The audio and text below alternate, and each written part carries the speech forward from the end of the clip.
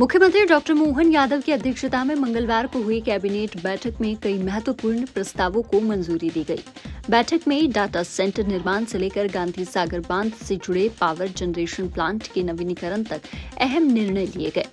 मंत्री कैलाश विजयवर्गीय ने बैठक की जानकारी देते हुए बताया कि मुख्यमंत्री ने बैठक में मंत्रियों को खाद वितरण को लेकर निर्देश दिए। उन्होंने कहा कि प्रभार वाले जिलों में किसानों को समय पर पर्याप्त खाद उपलब्ध हो और किसी प्रकार की समस्या न हो सुनिश्चित करें। साथ ही नकली खाद के खिलाफ सख्त कार्यवाही सुनिश्चित की जाए, जिसके लिए प्रशासन को भी निर्देश दिए गए हैं। मंत्री कैलाश विजयवर्गीय ने बताया कि कैबिनेट में मध्य प्रदेश में एक अत्याधुनिक डाटा सेंटर स्थापित करने के प्रस्ताव को मंजूरी दी है। यह डाटा सेंटर तकनीकी क्षेत्र में निवेश और रोजगार के नए अवसर पैदा करेगा। इससे सरकार की योजनाओं के लिए जरूरी डाटा उपलब्ध होगा। इसमें शोधार्थी और विशेषज्ञों की मदद ली जाएगी।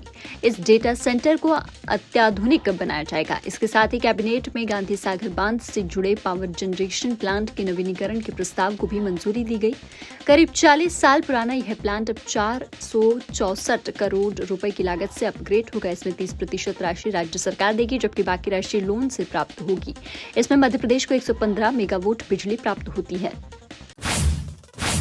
ग्वालियर और उज्जैन व्यापार मेलों में राज्य सरकार द्वारा दी गई 50% छूट को कैबिनेट ने औपचारिक रूप से स्वीकृति दी।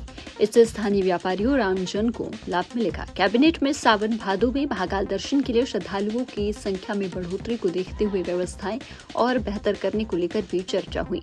साथ ही बैठक में आगामी विधानसभा सत्र में प्रस्तुत होने वाले अनुपूरक बजट और वित्तीय विधेयकों पर भी चर्चा की गई। संबंधित विधेयक आगामी विधानसभा सत्र में प्रस्तुत किया जाएगा। भोपाल के इंदिरा गांधी राष्ट्रीय मानव संग्रहालय में सीएम डॉक्टर मोहन यादव की मौजूदगी में 4000 पौधे रोपे गए। इस दौरान राष्ट्रीय स्वयंसेवक संघ के प्रांत संचालक अशोक पांडे, सामाजिक न्याय मंत्री नारायण सिंह कुशवाहा, विधायक भगवान दास सपनानी, मेयर मालती राय और भोजपाल मित्र संस्था के कार्यकर्ता मौजूद थे। सीएम ने मानव संग्रहालय के बेलपत्र का पौधारोपण के बाद सीएम ने मीडिया से चर्चा में कहा, पूरे प्रदेश में वृहद पौधारोपण अभियान चलाया जाएगा।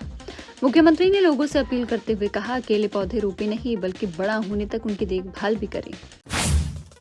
मांडू में राहुल गांधी द्वारा दिए गए बयान पर सियासत गर्म हो गई है।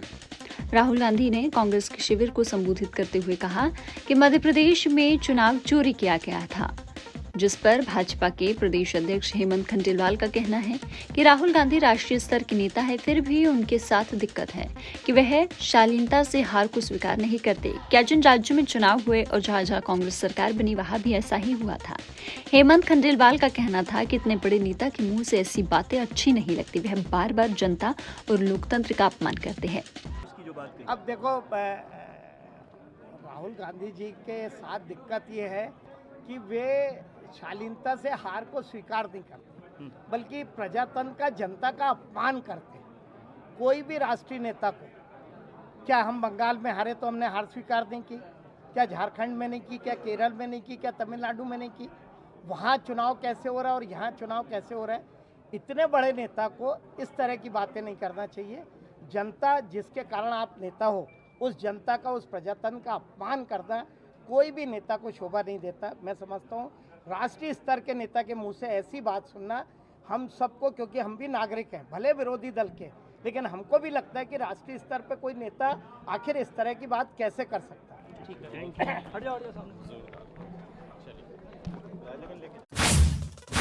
राजधानी में हो रहे अतिक्रमण को लेकर निगम प्रशासन ने अब सख्ती का रुख अख्तियार कर लिया है। महापौर मालती राय ने मंगलवार को मीडिया से बातचीत करते हुए कहा कि बड़े तालाब के पास काफी अतिक्रमण देखा जा रहा है। बारिश के खत्म होते ही बड़े तालाब से अतिक्रमण को हटाया जाएगा। शहर को अतिक्रमण मुक्त करने की मुहिम लगातार जारी रहेगी।